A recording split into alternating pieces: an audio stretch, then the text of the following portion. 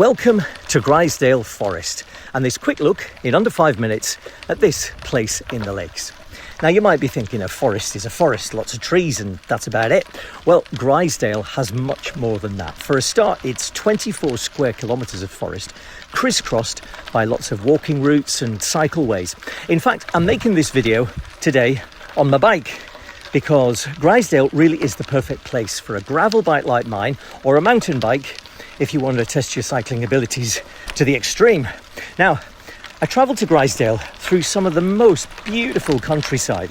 So, where exactly is Grizedale? Well, this is a good point for a handy cutaway to the map. The forest is in the South Lake District between Windermere and Coniston Water. It's owned and managed by Forestry England, and it's open every day of the year except Christmas Day. Do check that though, as ever. Things might have changed between the time I made this video and the time you want to visit.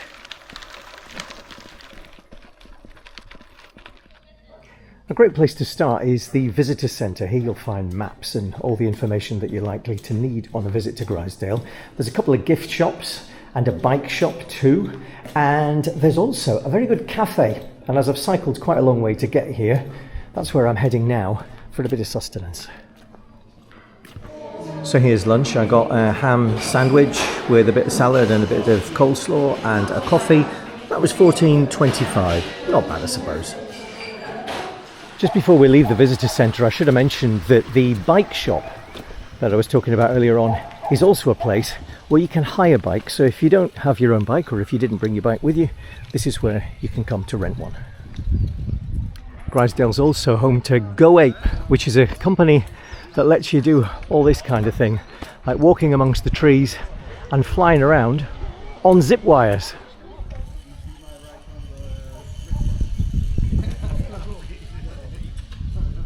Now there's an interesting bit of World War II history at Grizedale in the form of the now demolished Grizedale Hall, which was built in 1905. Here's an old photograph of it. It was built by a guy called Harold Brocklebank, and in the Second World War it was taken over as a prisoner of war camp, and a lot of German officers were stationed here, or imprisoned here I suppose. It was demolished in 1957 and all that remains is what you see now of the garden.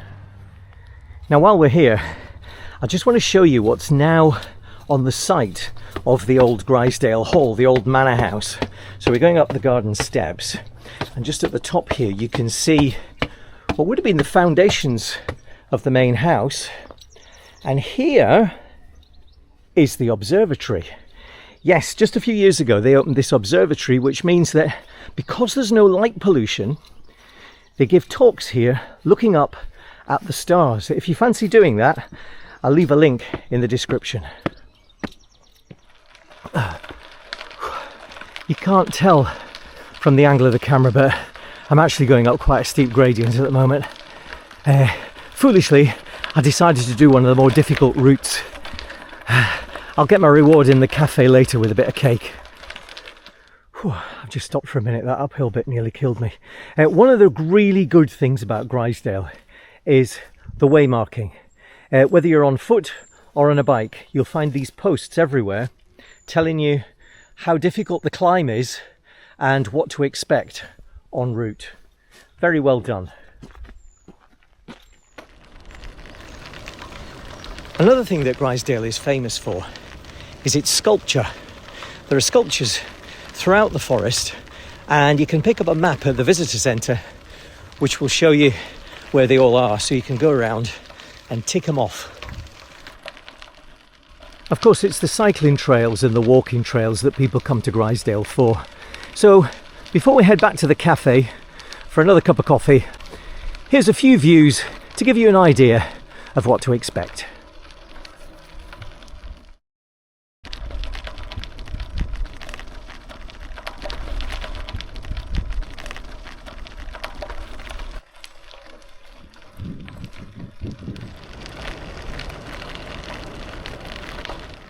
And here we are back in the cafe with a coffee and a bit of fruit flapjack. So anyway, I hope you enjoyed this video, and I hope to see you on the next one.